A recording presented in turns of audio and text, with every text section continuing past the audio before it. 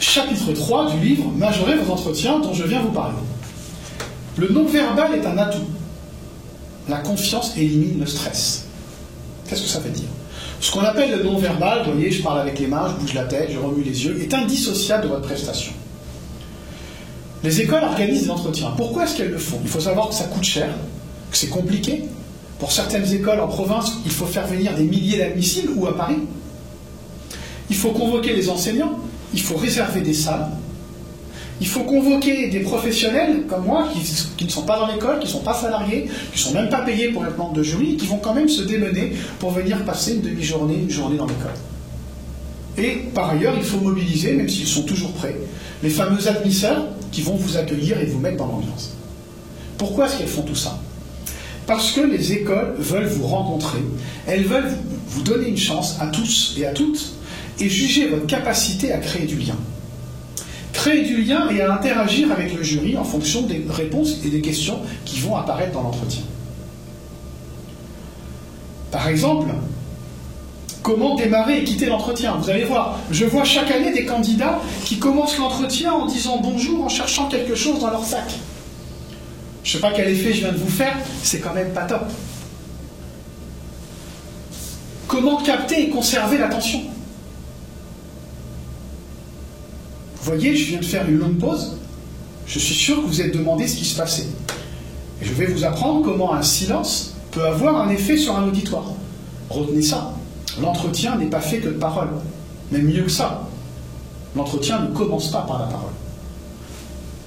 Un bon silence avant de démarrer. Vous assurez que tout le monde est prêt, que les jurys ont fini d'écrire, qu'ils vous regardent, qu'ils sont vers vous, vous êtes vers eux, et là vous commencez l'entretien.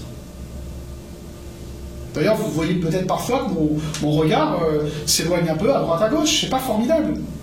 C'est difficile de rester concentré. Là, je vous avoue, je regarde la caméra. Mais vous devez regarder les membres du jury.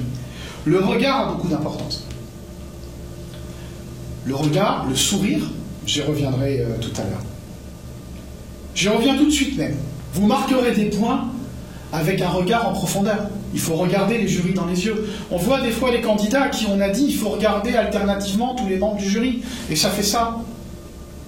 On dirait un phare, à droite, à gauche, c'est pas du tout ce qu'on attend de vous.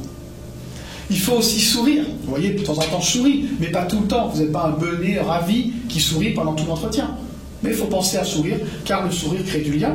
On dit, vous le savez, même pour les commerciaux par téléphone, on leur recommande de sourire au téléphone, parce que ce sourire s'entend. Donc évidemment, en entretien, le sourire se voit. Je voulais vous rassurer aussi, parce que on dit beaucoup que le non-verbal est prépondérant. Dans le cas d'un entretien en classe prépa, je ne le crois pas. Les jurys sont très bienveillants et attentifs à tout ce que vous allez dire. Et je ne connais pas de candidat qui ait raté l'entrée dans une école parce qu'il se passait la main dans les cheveux. Bon, moi, en l'occurrence, il ne me reste plus des masses de cheveux, donc je passe ma main sur mon crâne. Ou parce qu'il répétait du coup, à ce sujet. Je crois que les tics de langage ne sont pas un obstacle et vous ne vous préoccupez pas de ça. Vous pouvez hocher la tête, montrer votre intérêt. Vous pouvez tendre une main au bon moment. Par exemple, je souhaite travailler dans la finance. Il se trouve qu'en face de vous, vous avez un prof de finance. Je souhaite travailler dans la finance. Vous voyez bien le lien que vous créez avec le prof en montrant que vous vous souvenez de ce qu'il vous a dit. Et enfin, pour terminer, 2 choses. Je suis convaincu qu'une bonne préparation vous mettra en confiance. C'est ce que je vois avec tous les élèves que je prépare, y compris des élèves que je vois en entretien réel. On sent qu'ils sont en confiance et le stress disparaît en grande partie. Donc il ne faut pas vous tracasser de ça. Enfin, il vous faut un peu de trac. Je pense normal que, avant de commencer, avant d'entrer en entretien, vous ayez un peu de trac. Je ne vous cache pas qu'en venant tourner cette vidéo, même si je m'estime plutôt à l'aise à l'oral et que je connais mon sujet, et qu'en plus personne ne va me poser de questions, j'ai un petit peu le trac. Et je vous raconte cette anecdote qui est peut-être connue, d'une actrice, une jeune actrice un petit peu arrogante, qui s'adresse à Sarah Bernard, qui était à l'époque la grande tragédienne la plus connue. Et Sarah Bernard était connue pour avoir du trac. Et la jeune comédienne lui dit « Je suis étonnée, Sarah, que vous ayez le trac, parce que moi, je n'ai jamais le trac. » Réponse de Sarah Bernard. « Patience, ma petite. Le trac vous viendra avec le talent. »